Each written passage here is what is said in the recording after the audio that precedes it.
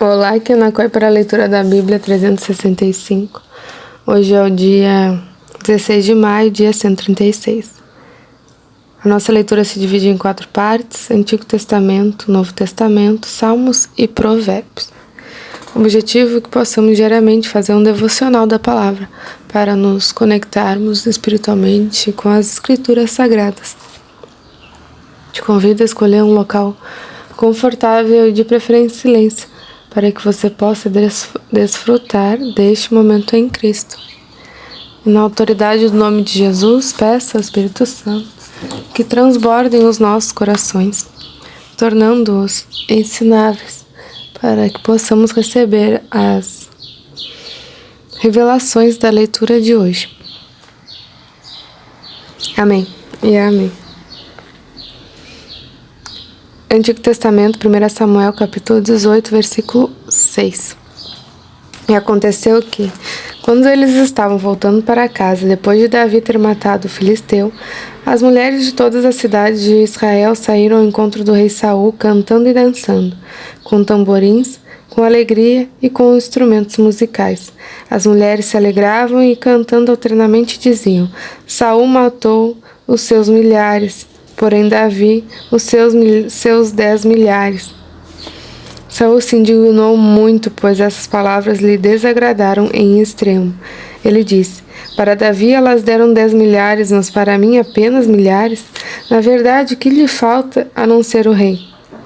Naquele dia em diante, Saul não via Davi com bons olhos.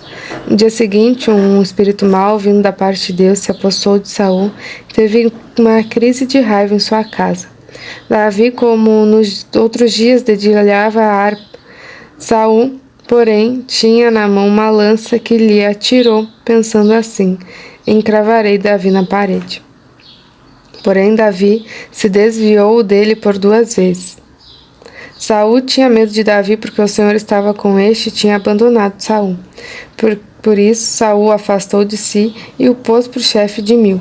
Davi fazia saídas e entradas militares diante do povo. Davi tinha êxito em todos os seus empreendimentos, pois o Senhor estava com ele. Vendo que Davi tinha êxito, Saul ficou com medo dele. Porém, todo Israel e Judá amavam Davi, porque fazia saídas e entradas militares diante deles.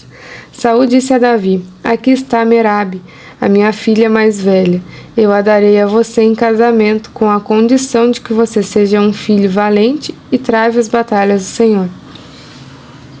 Porque Saul pensava assim: não seja contra ele a minha mão, e sim a dos filisteus. Mas Davi respondeu a Saul: Quem sou eu? E quem são os meus parentes, a família de meu pai em Israel, para que eu seja genro do rei? Mas aconteceu que, na época em que Merabe, filha de Saul, devia ser dada em casamento a Davi, foi dada por mulher a Adriel, Meolatita. Mas Mical, outra filha de Saul, amava Davi. Contaram isso a Saul e isso agradou a ele. Saul pensava assim: eu a darei em casamento a Davi para que ela lhe sirva de armadilha e para que a mão dos filisteus venha a ser contra ele.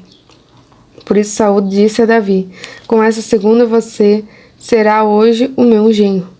Saul ordenou que seus servos falassem confidencialmente com Davi, dizendo: o rei tem afeição por você e todos os servos dele amam você. Sendo assim, concorde em ser genro do rei. Os servos de Saul falaram essas palavras a Davi, o qual respondeu: Vocês acham que é pouca coisa ser genro do rei, sendo eu um homem pobre e sem importância? Os servos de Saul lhe contaram isso, dizendo: Essas foram as palavras que Davi falou.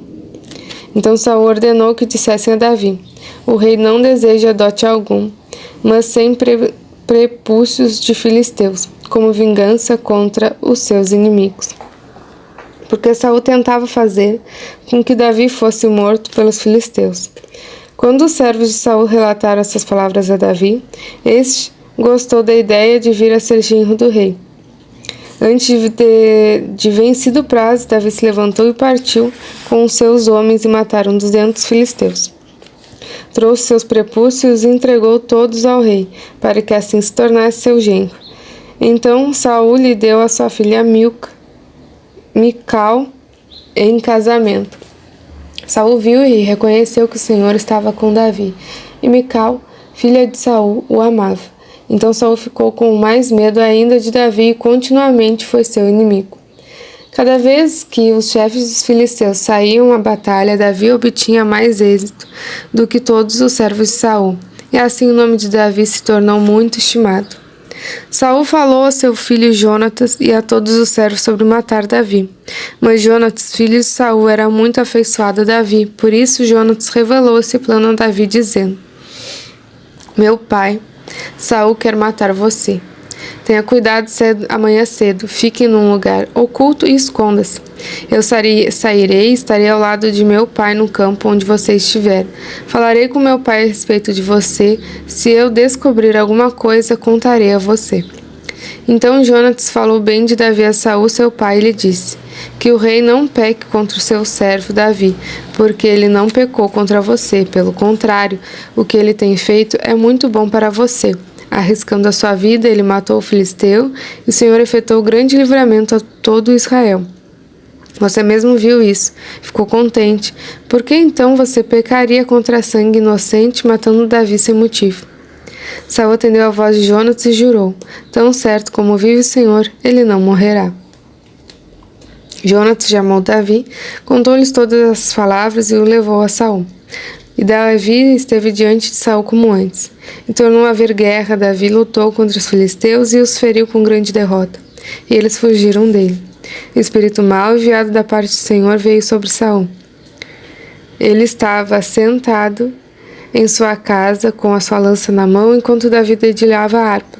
Saul tentou encravar Davi na parede, porém ele se desviou e a lança foi se encravar na parede. Então Davi fugiu e escapou. Porém, naquela mesma noite, Saul mandou mensageiros à casa de Davi que o vigiassem para ele o matar pela manhã. Porém, Mical, a mulher de Davi, o avisou: Se não fugir esta noite, amanhã você estará morto. Então Mical desceu Davi por uma janela, e ele se foi, fugiu e escapou. Mical pegou um idoso do lar e o deitou na cama. Mical pegou um ídolo do lar e o deitou na cama. Pôs um tecido de pelos de cabra sobre a cabeça do ídolo e o cobriu com um manto. Quando Saul enviou mensageiros para prender Davi, Mical disse: Ele está doente. Então Saul mandou os mensageiros que fossem ver Davi, dizendo: Tragam Davi, mesmo que esteja na cama, para que eu o mate. Quando os mensageiros entraram, eis que na cama estava apenas o ídolo do lar com um tecido de pelos de cabra ao redor da cabeça. Então Saul disse a Mical: Por que você me enganou assim e deixou o meu inimigo escapar? Mical respondeu: Porque ele me disse: Deixe-me ir, senão eu mato você. Assim Davi fugiu, escapou e foi até onde Samuel estava, em Ramá. Ele contou tudo que Saul lhe havia feito. Então se retiraram ele e Samuel e ficaram na casa dos profetas. Saul ficou sabendo que Davi estava na casa dos profetas em Ramá. Então Saul enviou mensageiros para trazerem Davi. Quando viram um grupo de profetas profetizando, liderados por Samuel, o Espírito de Deus veio sobre os mensageiros de Saul e também eles profetizaram. Quando soube disso, Saul enviou outros mensageiros e também esses profetizaram. Então Saul enviou um terceiro grupo de mensageiros, os quais também profetizaram. Então o próprio Saul foi a Ramá. Quando chegou ao poço grande na cidade de Seco, perguntou: Onde estão Samuel e Davi? Responderam: Eles que estão na casa dos profetas em Ramá. Então Saul foi para a casa dos profetas em Ramá, e o mesmo Espírito de Deus veio sobre ele que, caminhando, profetizava até chegar à casa dos profetas em Ramá. Também ele despiu a sua túnica e profetizou diante de Samuel. E sem a túnica ficou deitado no chão todo aquele dia e toda aquela noite. Por isso se diz: Está também Saul entre os profetas? Novo Testamento, João, capítulo 8, versículo 31.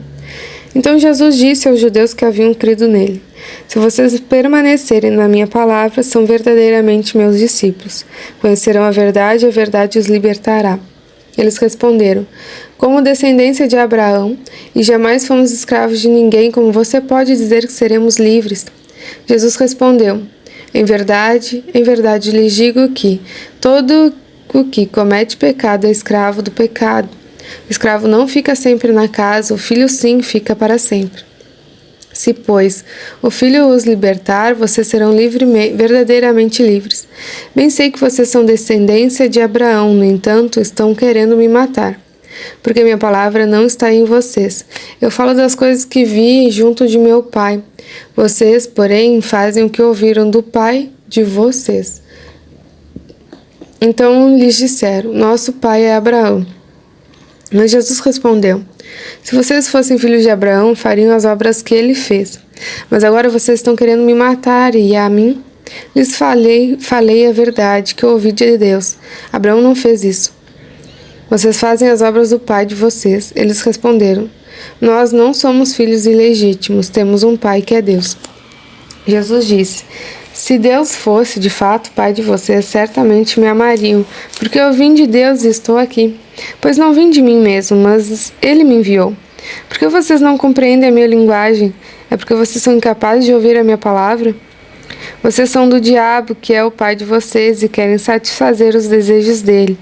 Ele foi assassino desde o princípio e jamais se firmou na verdade, porque nele não há verdade. Quando ele profere mentira, fala do que lhe é próprio, porque é mentiroso e pai da mentira. Mas porque eu digo a verdade, vocês não creem em mim. Quem de vocês me convence de pecado? Se digo a verdade, por que não creem em mim? Quem é de Deus ouve as palavras de Deus, por isso vocês não me ouvem, porque não são de Deus. Os judeus disseram a Jesus: será que não temos razão em dizer que você é samaritano e tem demônio? Jesus respondeu: eu não tenho demônio, pelo contrário, honro meu Pai, mas vocês me desonram.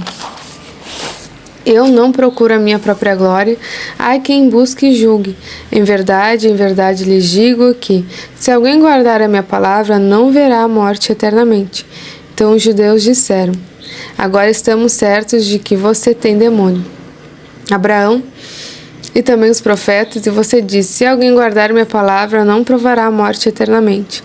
Você não está querendo dizer que é maior do que Abraão, nosso pai, que morreu? Também os profetas morreram. Quem você pensa que é?